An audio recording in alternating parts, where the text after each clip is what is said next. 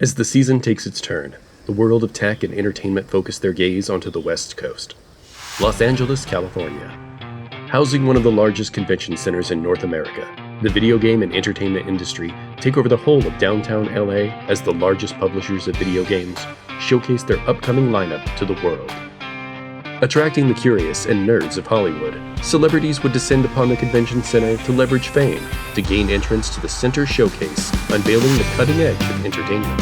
It's the video game industry's biggest expo. And for this year's E3 Expo, diehard fans are We're going to cross now to Los Convention Angeles. Center. This is where Check the out Electronic latest and the Entertainment greatest. Expo, or E3, is in full swing. Many are familiar with the idea and the reputational story of E3. The giant game reveals, huge announcements, and developers rubbing elbows with their fans and common folks. The last time this mega convention was in the media spotlight, audiences were able to purchase in-person passes to attend this massive celebration of gaming. Sure, it was overcrowded and the actual hands-on playtime was extremely limited. Pass holders at the time reported they were never truly satisfied due to huge overcrowding and queue wait times, sometimes even lasting the entire day. You have to wonder, was this all caused by improper planning or laziness on the Show Production Association, the ESA? Not exactly. You see, E3 in its prime was never built for public show presentation. It was always built as an incredible spectacle, a very specific, massive private party for the industry at large. A show-stopping stage to display some of the history's most insane reveals, first looks at Game of the Year contenders, and exclusive preview events for the A-list of entertainment journals. Welcome to E305 Live. Hello everyone and welcome to Los Angeles and one of the The biggest... IGN, EGM, and Game Informers of the world. Sadly, so much of what E3 used to be had changed drastically after this show sadly went fully public. To best demonstrate this in its best light, today I want to take you back to a time before. No, like way back. No, like back to the time before they unveiled the Wii. Yeah, I was there. No, like, truly there. Usually representing some outlet in some form or another, but never for an outlet big enough that I couldn't make my own schedule and dive into the booths and areas of each major publisher. Me in it? You got it? Yeah. Alright, we are here at E3 2006. You're probably wondering, how could a normal guy end up in the world's largest gaming expo year after year? How could he dodge and maneuver his way into publisher booths and gaming demos without working for one of the big media outlets? IGN, EGM, etc. Well, I'm going to cover some of that today, but I want to expand on this in part 2. This is that story. This is the story of what E3 was, and how important this mega circus was for an industry that would eventually eclipse Hollywood in sales and popularity. This isn't just a retrospective of the idea of E3.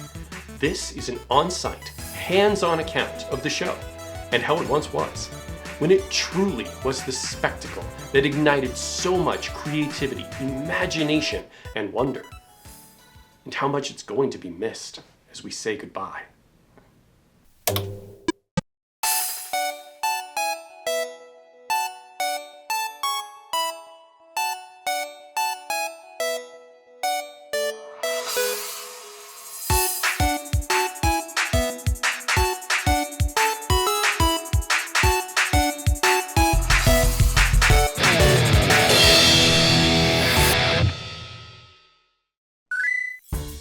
You pack up your bag, throw a snack and water bottle in there, and apply the finishing touches to the cosplay you've decided on for your local yearly convention. Even if you've never been to one, you can follow the basic premise. A convention full of like-minded people there to celebrate and engage in a shared fan-fueled culture and love for its content. E3 in 2019 was like this, as it had changed so radically. The public viewers could purchase tickets to attend the world's largest gaming event of the year. In lieu of recent world events, this show hasn't been available at all in the last few years. In fact, I couldn't even imagine if this show was available to the general public today. No, wait. Rewind a decade prior though, and this event wasn't available to anyone outside of the direct entertainment industry. Or, like myself, the media representing various outlets within the industry. So, come this way, we'll show you the Nintendo booth. I was there, and nothing I can say could explain what E3 was in its glory days. Luckily, as a kid who had access to their school's media warehouse, I was able to bring a camera that was HD before HD was barely even a thing.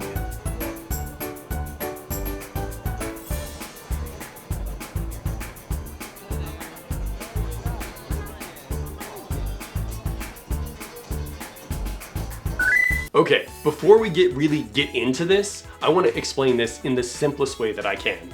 If you understand this aspect of the convention, the rest is gonna fall into place. When you attend a convention, you will usually see booths or areas where vendors have product, or even game demos on display for the eager fan or onlooker. In the good old days, E3 did this as well, but those booths, they were inside buildings.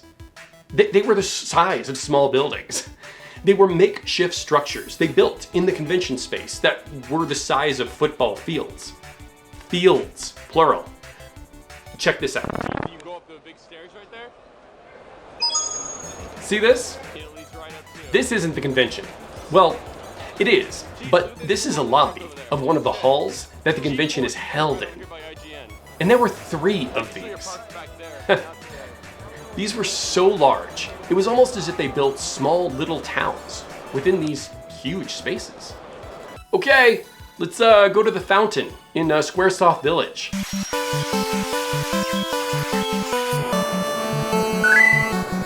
Yeah. Soft. Squaresoft.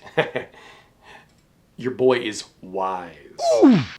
One of my favorite scenarios to see each year was this unspoken idea of the Battle of the Booths. E3 presents Battle of the Booths! Xbox versus Nintendo versus PlayStation! Now, you could always count on Nintendo to display mascots and prints that were the size of small buildings. Though, forever rivals and not to be outdone, Sony would go nuts and have displays in their space showcasing the latest in whatever the hot ticket was for that year, the size of a car wash. We're talking to display these things. They had a grid of older CRT displays or televisions, about 50 inches in size, but in grids of like 25 by 25. Now, I'll tell you what, if the gigantic screens didn't attract viewers, you can guarantee the massive army of booth babes would. Back then, it was a world you can't really imagine today. Every vendor, big or small, would go crazy. Modeling agencies across LA would book every last model in the hills to show up and model and showcase the latest build of the developer's lineup. And let me tell you, for many journalists and attendees, more was revealed than just the next console. Okay. Now, on the much more appropriate side of this fashion palooza, however, were the costumes. No, not cosplayers as you would know it today, but actual hired effects houses around the world that were contracted and commissioned to build real functioning costumes to promote their brand with pinpoint accuracy and pinpoint approval and creative input by the respective studio. Like going to Disney World and seeing Aladdin, that would have to be absolutely on point. That's not Samus. Oh, that's Samus. Wait, that's not Kratos. Oh no. That's Kratos. 93% sure. So, how did all this work? Why was it so damn large? And why go to all the trouble for this insane circus spectacle? Simple. The press. Hello and welcome to the Electronic 3. Media. The whole show was built to attract key industry personnel around the world into one space for a half week in Hollywood. Real industry deals and incredible hands-on time so the media at large could filter those experiences and present their thoughts to the world. Now, if you wanted to impress a media outlet, which keep in mind, with the absence of social media as we know it, that became you as a developer, your voice. This could easily make or break your game, even years before it was released. Are you jealous of Spider-Man? Not to brag, but your guys saw Skyrim before you even knew what Skyrim was. I remember the first time I saw Sir Todd use that sapphire key to line up the icons to open that door and dual wield where you had a sword here and fire in this hand. So polished. I was a press agent at E3 once, until I took an arrow to the... For the brutal grind of viewing and building impressions for each and every title with strict schedules and deadlines, the media representative needed a safe space, a nice comfortable place, away from all the E3 that was E3. Now, the major players provided back rooms. Remember, we are talking small buildings here. These were available to kick back and have the PR, public relations, take you through the ins and outs of the latest build of these titles, coming right over the horizon. Oh, a special shout out to Square Enix and their PR for letting me slip into that highly secretive gameplay for Tomb Raider. That one really stole the show. Don't you think you've seen enough? Thank you. Now, as you would imagine, some of these were notoriously difficult to attend or get behind security. Nintendo was always known for their insanely tight restrictions on media coverage. And here, after 6 E3 years I attended, this is the closest I ever got to Reggie.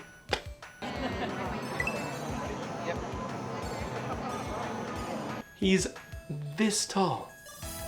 Whoa! Over the years, Nintendo and friends didn't only build booths and large spaces for simple game kiosk demos, though they were en masse for sure, but their key games would be shown to the world press for the first time through insane theater-like theme park rides. Same time every year in the heart of summer, they would just build attractions inside the LA Convention Center. Go big, as they say. To use one of my favorite examples, I saw BioShock Infinite in a theater-type room built to look just like a theater you would see within the game's art style. Ken Levine ran through the demo showcasing the first footage of the rail combat the world had ever seen. Also, I was set right next to good old Cliff Bzzinski with one of his supermodel girlfriends. Hi there, Cliffy B. It's been a long time.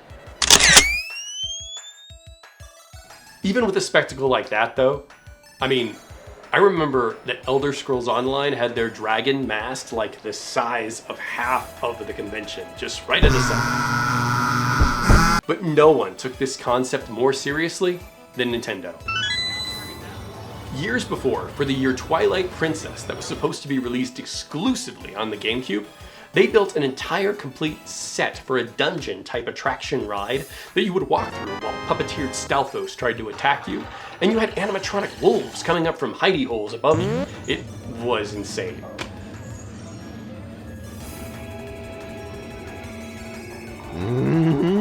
Huh. Maybe they should design a theme park someday. That could work.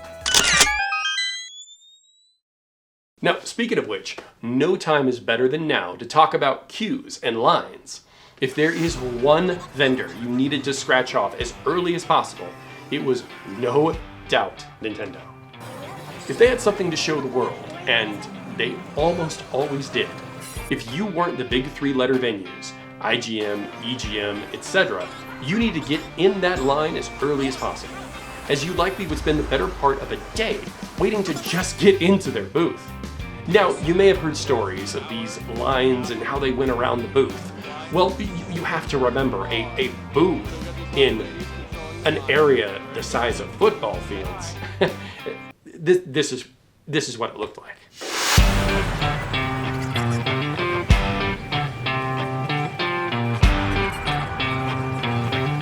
It's like waiting around the block, a city block.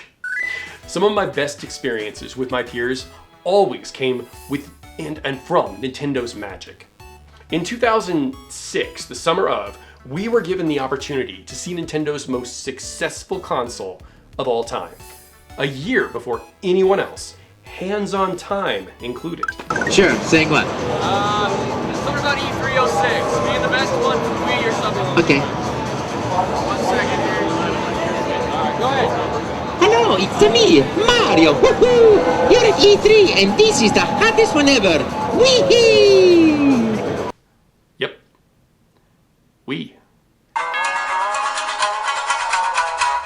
We would like to play.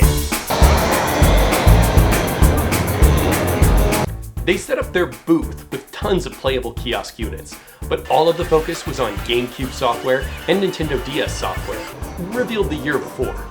But on the opposite end, they set up a sort of IKEA of Nintendo, if you will. There were multiple living room setups and sets. They were featured where you would walk through like you were in a museum, watching distinguished members of entertainment journalism's finest play the first public showings of in-development software. The big ones, Zelda, Mario, and yes, absolutely early looks at Wii music. Kondo-san included.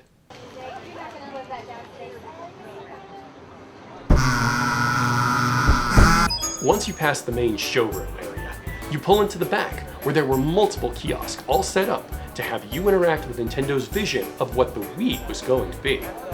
Oh, shout out to Matty, a former IGN Nintendo editor. Even though he likely doesn't remember this at all, at the time he was the guy. He always seemed to have insider information from the head of PR of Nintendo of America. Back then, I thought he was privy to every super secret in Nintendo's book.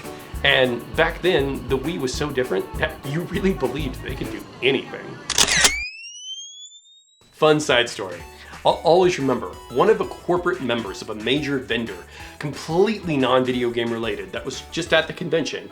They were able to get their hands on the Wii controller for the first time to play a bit of Mario Galaxy. I remember the PR rep at the time explaining that when he was pulled up into a star, you just shake the controller. So, naturally, he gave it just one quick jolt, as one would, and nothing happened.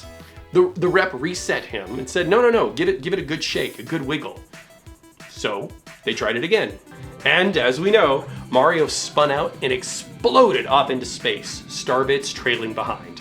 This straight-laced person witnessed this and lit up like a child on Christmas morning. I knew right then, at that moment, the Wii was going to change the world, and nothing would ever be the same. Wee-hee! Fast forward decades later, and every summer season, we all find ourselves in front of our individual screens, sharing thoughts and reactions online with one another. It's amazing. It absolutely is. It's a wonderful, human, interactive moment. But I would be lying if I said I don't miss the insanity that was an E3 reveal. The camaraderie of being elbow to elbow right there in the audience. As Sony botches the Vita reveal by attaching AT&T as the official carrier? Partnering with AT&T as the exclusive carrier for PlayStation Vita in the United States. Yeah, we started that boo chain. Sweet. A 3-ring circus. We were drunk. There we go.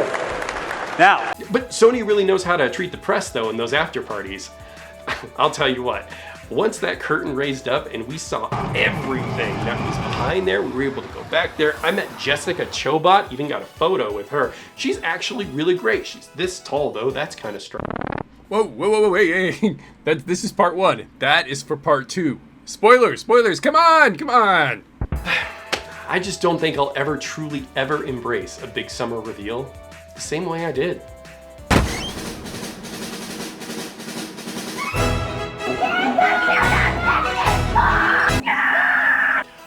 Okay, yeah. The hype and reactions to these announcements are still alive and kicking. And in some way, the spirit of E3 lives on. But I truly doubt, for many of the reasons covered here on this episode, there will ever be a show like Classic E3. Hashtag Classic E3. I hope everyone enjoyed this look at this giant pillar in gaming history. I'll be back soon with part 2. Here, I'm going to dive into the backstage of what E3 truly was, and how a normal guy like me met some of gaming's greatest icons. Until then, I will miss you, classic E3. Farewell, old friend.